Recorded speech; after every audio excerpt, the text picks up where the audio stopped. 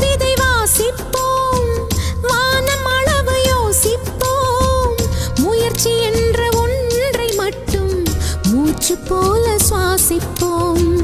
லட்சம் கனவு